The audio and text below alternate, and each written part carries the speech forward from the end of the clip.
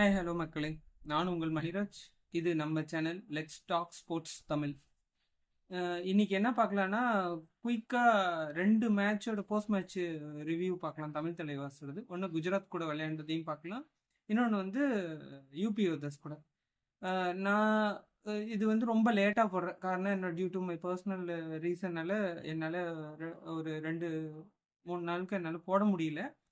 Anyway guys and fans, நம்ம தயவு செஞ்சு மன்னிக்கணும். இனி வர மேட்சஸ்க்கு போஸ்ட் மேட்ச் ஆனாலும் சரி, இனி நம்ம வந்து புனேரி பல்டன்ஸ் டெல்லி கூட அப்புறம் பெங்கால் வாரியர்ஸ் கூட விளையாட போகிறோம். அவங்களோட ஸ்ட்ரென்த் அண்ட் வீக்னஸை பற்றி நம்ம பேச போகிறது இல்லை. நம்ம இந்த 3 மேட்ச்சு என்ன அவங்களோட ஸ்ட்ரென்த் அண்ட் வீக்னஸை பற்றி நம்ம பேசலாம். ஏன்னா நம்ம ஆல்ரெடி அவங்களோட ஸ்ட்ரென்த் அண்ட் வீக்னஸ் வந்து எல்லா மேட்சஸ் பற்றியும் நம்ம பேசுகிறோம். பட் நாம் அந்த மேட்சஸில் என்ன டாக்டிக்ஸை யூஸ் பண்ணால் நம்ம ஜெயிக்க முடியுங்கிற பற்றி நான் தனியாக வீடியோ போடுறேன். இன்றைக்கி என்னென்னா, நம்ம வந்து ஃபஸ்ட்டு வந்து குஜராத் கூட விளையாண்டதை பற்றி நம்ம பேசலாம். ஆக்சுவலாக ஃபஸ்ட்டு லெக்கில் பார்த்திங்கன்னா குஜராத் கூட வந்து நம்ம வந்து ஒரு 3 பாயிண்ட் டிஃப்ரென்ஸில் தோற்றோம். ஆனால் எனிவே நம்ம டஃப் கொடுத்தோம். பட் நம்மளோட ரைடர்ஸும் சரி டிஃபெண்டர்ஸும் சரி ஓரளவுக்கு கொஞ்சம் நல்லா விளையாண்டாங்கன்னு சொல்லலாம்.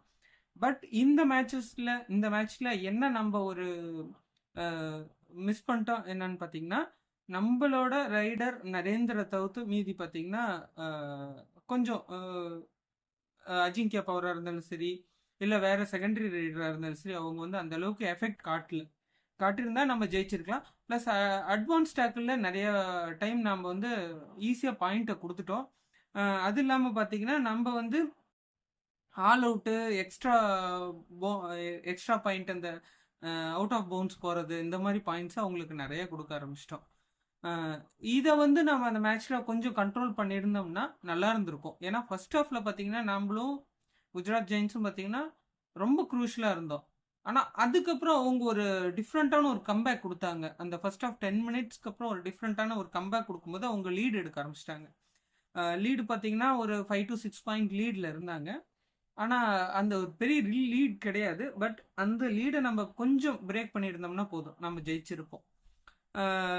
எனிவே பார்த்தீங்கன்னா அவங்க வந்து நம்மளை வந்து 2 டைம் ஆல் அவுட் பண்ணாங்க. நம்ம அவங்கள ஒரு டைம் தான் ஆல் அவுட் பண்ணோம். பட் ஆனால் என்னென்னா ஃபர்ஸ்ட் ஹாஃபில் பார்த்தீங்கன்னா நம்ம 13 பாயிண்ட்ஸ் தான், அவங்க வந்து 18 பாயிண்ட்ஸ் எடுத்தாங்க ஃபர்ஸ்ட் ஹாஃபில். ஒரு 5 பாயிண்ட் டிஃப்ரென்ஸ் தான், ஒரு பெரிய இது கிடையாது. ஆனால் செகண்ட் ஹாஃபில் வந்து நம்ம லீடு எடுத்துருக்கணும். பட் அந்த டைமில் நம்ம ரொம்ப தவறிட்டோம். ஏன்னா நம்ம டூ ஆர் டை சுச்சுவேஷனும் சரி, சூப்பர் டேக்கிள் சுச்சுவேஷனும் சரி, நம்ம டீமில் அந்த அளவுக்கு எஃபெக்டிவான பிளேயர் இல்லை. உண்மையை சொல்லணும்னா நம்மளுக்கு வந்து ஒரு எஃபெக்டிவ் பிளேயர்னா அந்த ஒரு மசில்டு ஒரு ஃபிட்னஸான பிளேயர் நம்மளுக்கு இருந்திருந்தாங்கன்னா குட் பி நம்ம வந்து அந்த எல்லா மேட்சஸும் நம்ம க்ளோஸ் போன மேட்சஸ் எல்லாமே நம்ம ஜெயிச்சிருக்கலாம்.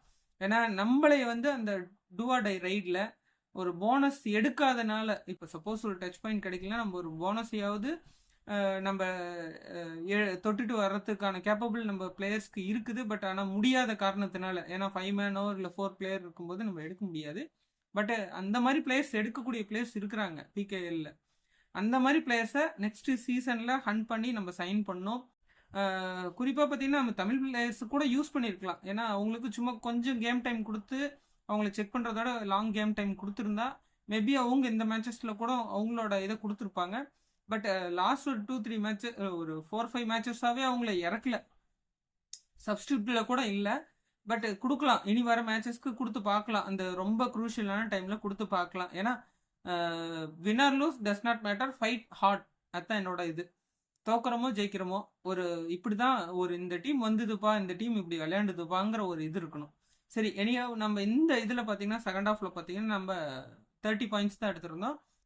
குஜராத் ஜெயின்ஸ் வந்து அப்படியே நம்மளுக்கு மேலே 12 பாயிண்ட், ஃபர்ஸ்ட் ஹாஃபில் 5 பாயிண்ட் லீடில் இருந்தால் அப்படியே செகண்ட் ஹாஃபில் 7 பாயிண்ட் லீட் எடுத்து டோட்டலாக பார்த்தீங்கன்னா அவங்க 12 பாயிண்ட் லீட் எடுத்துட்டாங்க. 42 பாயிண்ட்ஸில் அவங்க வந்து இந்த கேமை முடித்தாங்க.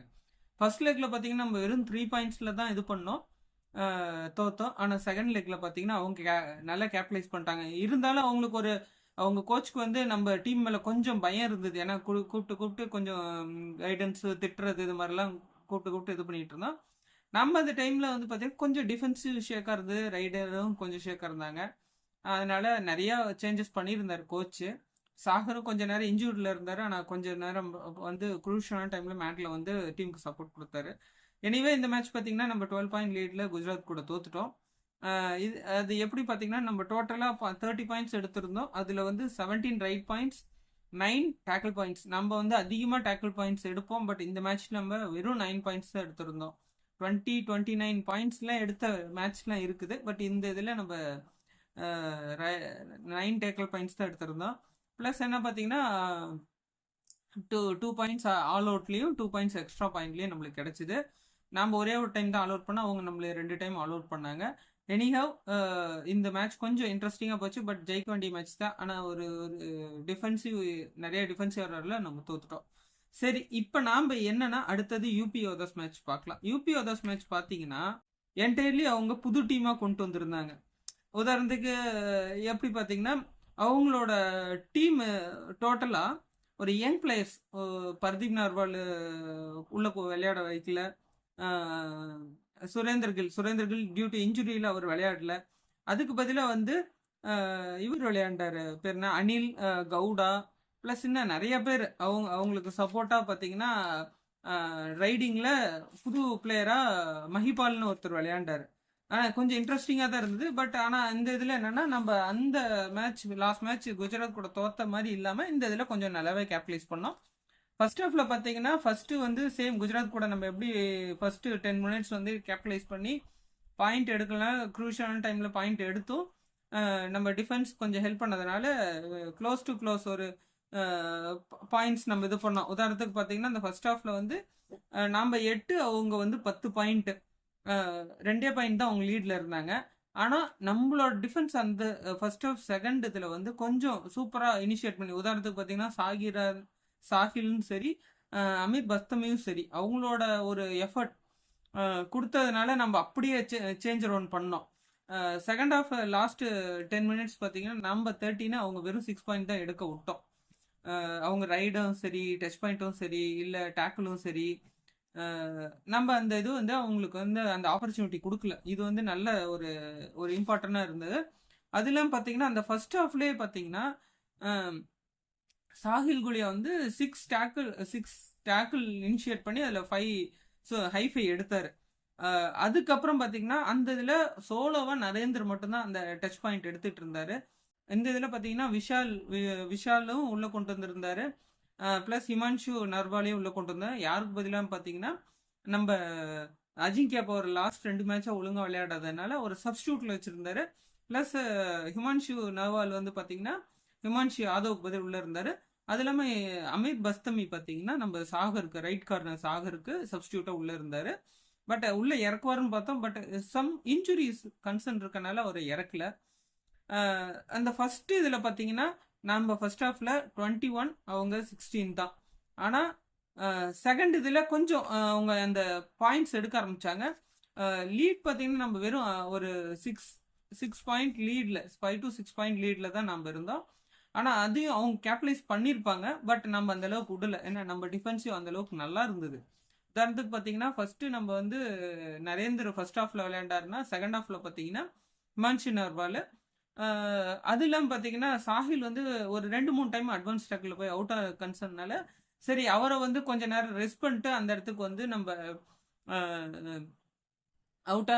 மேட்டில் அவுட் ஆன சுச்சுவேஷனில் இவர் அபிஷேக் வந்து அந்த இடத்துல நல்லா கேபிட்டலைஸ் பண்ணி விளையாடுவாருங்க. சரி, அபிஷேக் வந்து கொஞ்ச நேரம் ரெஸ்ட் பண்ணிட்டு முகமது ரசா கபூத்தரங்கி வந்து உள்ளே இருக்கிறார். அவர் இறக்குன ஒவ்வொரு மேட்ச்லேயும் சரி பார்த்தீங்கன்னா அவர் ஒண்டர்ஃபுல்லாக விளையாண்டுருக்கிறாருங்க. அவர் அவர் வந்து பாராட்டணும். ஏன்னா ஒரு சூப்பர் டேக்கிள் சுச்சுவேஷனில் நீங்கள் சாஹிலும் சரி, சாகர் சரி, அமீர் பஸ்தமியும் சரி, முகமது ரசா கபூத்தரங்கியும் சரி சூப்பராக விளையாடுவாங்க. நம்மளோட இது வந்து கேம் என்னன்னா நம்மளோட டிஃபென்சிவ் சைடு ப்ளஸ் ரைடிங்கில் கொஞ்சம் கான்சன்ட்ரேட் பண்ண நம்ம எல்லா மேட்சஸையும் ஜெயிச்சிருக்கலாம். பட் நம்ம ஒரு மேட்சஸும் கொஞ்சம் கேபிட்டலைஸ் பண்ண விட்டுட்டோம். செகண்ட் ஹாஃப் ஃபர்ஸ்ட் இதில் பார்த்தீங்கன்னா நாம் வந்து திருப்பியும் ஒரு 5 to 5 பாயிண்ட்ஸ் நம்ம எடுத்தோம். அவங்க வெறும் 4 பாயிண்ட்ஸ் எடுத்தாங்க. பார்த்தீங்கன்னா 26-20 நம்ம வந்து 26 பாயிண்ட்ல இருந்தோம், அவங்க 20 பாயிண்ட்ஸ்ல இருந்தோம். 6 பாயிண்ட் லீட்ல இருந்தோம். செகண்ட் ஹாஃப்ல பார்த்தீங்கன்னா நம்மளோட நரேந்தர் கண்டலா அவரோட பிரில்லியண்டான சூப்பர் 10 இது பண்ணாரு. அதே மாதிரி பார்த்தீங்கன்னா அவங்க சைடில் வந்து ரைடர்ஸ் வந்து ஃபெயில் ஆகிட்டே இருந்தாங்க. நம்ம சைடில் செகண்டரி ரைடர்ஸ் ஃபெயில் ஆகிட்டு இருந்தாங்க. ஹிமான்ஷு கடைசி எண்ணில் பார்த்தீங்கன்னா ஹிமான்ஷு நர்வால் வந்து அவரும் பாயிண்ட்ஸ் எடுத்தார். குயிக் ரைட் பாயிண்ட்ஸ் எடுத்தார், டச் பாயிண்ட்ஸ் எடுத்தார். அவரையும் பாராட்டணும்.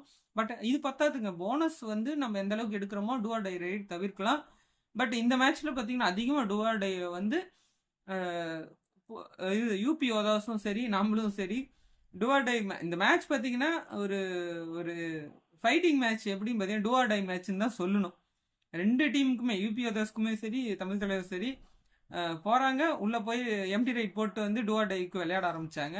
இருந்தாலும் பார்த்தீங்கன்னா கடைசி கட்டம் பார்த்தீங்கன்னா அந்த ஃபைனல் 10th மினிட்ல நம்ம 6 பாயிண்ட் எடுத்தோம், அவங்க 5 பாயிண்ட் தான் எடுத்தாங்க. ஓவரால் பார்த்தீங்கன்னா மேட்சோட ஃபுல் டைம் ஸ்கோர் தமிழ் தலைவர் 32, யூபி ஓதாஸ் 25, 7 பாயிண்ட் லீடில் நம்ம வின் பண்ணியிருக்கோம்.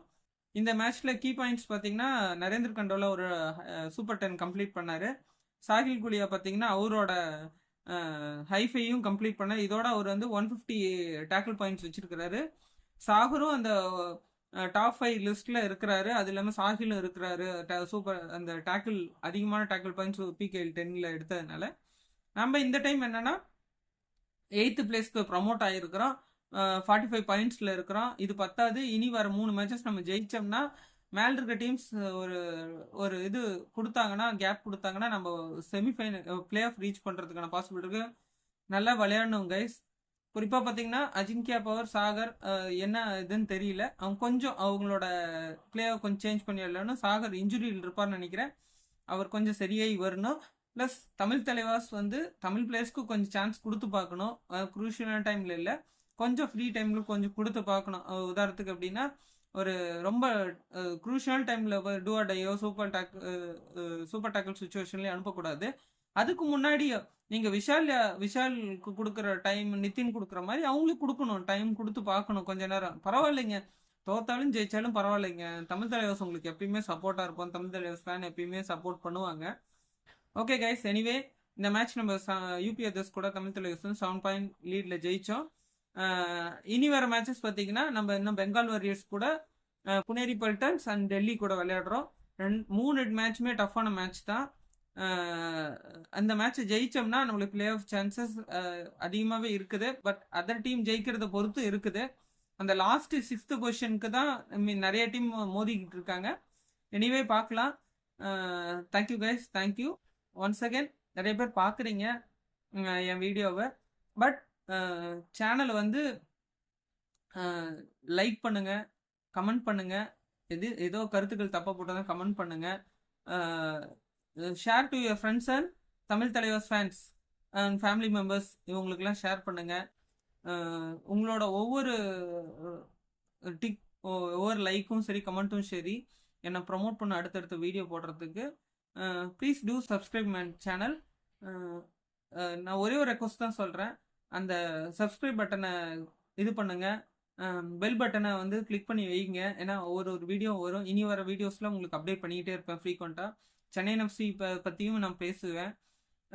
அடுத்தது சென்னை எஃப்சி பற்றி என்னென்ன இது போயிட்டுருக்கோம், எப்படி டீம் விளையாண்டுட்டு இருக்க பற்றி நான் பேசுகிறேன். Please do like, comment and share, subscribe my channel. Thank you guys, thank you for your support.